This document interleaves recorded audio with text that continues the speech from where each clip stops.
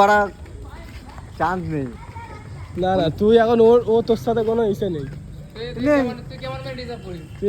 কেমন মেয়ে ডিসাইড করে যে আমাকে বুঝবে আমি তাকে বুঝবো, তাহলেই তো হয় রিলেশনটা, তাহলেই থেকে, নাহলে কোনো রিলেশন হয় না।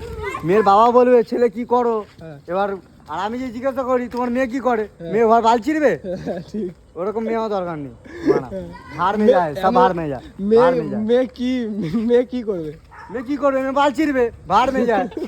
না না ওটা বলছিলাম, মানে মেয়ে কি করবে যাতে তুই তাকে ভালোবাসি। মেয়ে কি করবে, মেয়েকে আমার কাজ করতে হবে না, ও শুধু আমি যা বলবো তাই শুনতেও হবে না, যেটুকু বলা সেটুকু শুনুক। ও না ওর কথাও শুনবে না, আমার কথাও শুনবে না, ওর যা মনে হবে তাই করবে, ওর মেয়ে ভাড় মেয়ে যায়। তারপর আর কিছু না। তুই একটা এমন কোনো মেয়ের কথা বলছিস ডিজার্ভ করিস, যাকে তুই ডিজার্ভ করিস, যে এমন মেয়ে হলে তুই তাকে ভালোবাসবি। আরে এমন মেয়ে হলো না, ভালোবাসাটা কোনো ব্যাপার না রে, ভালোবাসা তো মানে মাধ্যমিকে পাস করতে হবে। মাধ্যমিকে পাস, আমার যেমন কোয়ালিফিকেশনটা দেখ, আমি গ্র্যাজুয়েশন কমপ্লিট করে আমি আজকে এই জায়গায় দাঁড়িয়ে আছি। এখন তুই কাজ করছিস? এখন কাজ করছি না তো, পয়সা হয়ে গেছে, কাজ করে কি করবো? ঠিক আছে, এখন একটা ব্যবসা চালাচ্ছি ইলিগাল। ইলিগাল ব্যবসা? ইলিগাল কি ব্যবসার নাম? কল সেন্টারে? তুই কল সেন্টারে জব করিস? বলিস না, হ্যাঁ আরে বলবি তো না, সব কাজ ব্যবসা আছে সেটা বলা যাবে না। দেখ তুই তোর ঘরে কোনো প্রবলেম হলে তুই বলবি না নিশ্চয়ই, এটা আমার একটা পার্সোনাল প্রবলেম যে আমি কাউকে বলতে যাবো না। দেখ মানুষ দু একটা টাকা বেশি আমার চাইবি, আমি দিয়ে দেবো, এটা কোনো ব্যাপার না। অনেককে টাকা দিয়েছি, আমার তোকে দেওয়াটা কোনো ব্যাপার না, তোকে দেওয়াটা কোনো ব্যাপার। এখন ছাড়, এখন মেয়েটা বললাম তো, আমার ওইসব কোনো প্রবলেম নেই। মেয়ে ভালো থাকলে আমি ভালো থাকবো, ঠিক আছে। মেয়ে ভালো হলে আমি প্রেম করবো, আমি ওরকম তোকে সরকারি চাকরি করতে হবে। হ্যাঁ বাবা, আমাকে নিয়ে সরকারি চাকরি করতে, মেয়ে পানা কি করে সেটা দেখতে যাচ্ছে না। তুই তো এখন একটা যে ব্যবসা করছিস, সরকারি চাকরির থেকে তো বেশি টাকা তোর। হ্যাঁ নিশ্চয়ই নিশ্চয়ই। তাহলে আমাদের ওর বাবা বলে সরকারি চাকরি লাগবে, আমি তোমার পয়সা দিয়ে ঢেকে দেবো। পয়সা দিয়ে ঢেকে দিই? পয়সা দিয়ে ঢেকে দেবো, বাবার গায়ে পুরো বিছানা পুরো পয়সা দিয়ে ঢেকে দেবো। তোর বাবার মানে সরকারি চাকরির থেকেও বেশি স্যালারি আমি পাই। আমি সবাইকে স্যালারি দিই, এক একজনকে 30-40 হাজার টাকা স্যালারি।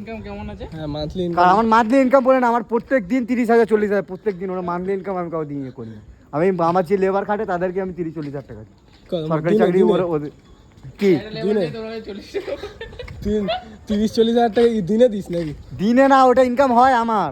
আমি যে টাকাটা ইনভেস্ট লেবারদেরকে আমি প্রতি মাসে 40,000 50,000 যখন যা লাগে এদিক সেদিক তো দিই আমি, ওদিকে ওগুলো তো আছে। ধার ফারও দিস? ধার ফার হ্যাঁ, অনেক টাকা লোকের কাছে পড়ে আছে, ওইটা দেবে না। কি আছে, তাই মানুষের প্রবলেম হতেই পারে, কি আছে। আমি তো অনেক লোককে ধার দিয়ে রেখেছি এখনো পর্যন্ত 5টা লোক আমাকে দেখলে না, গুল্লুদা ভালো আছো।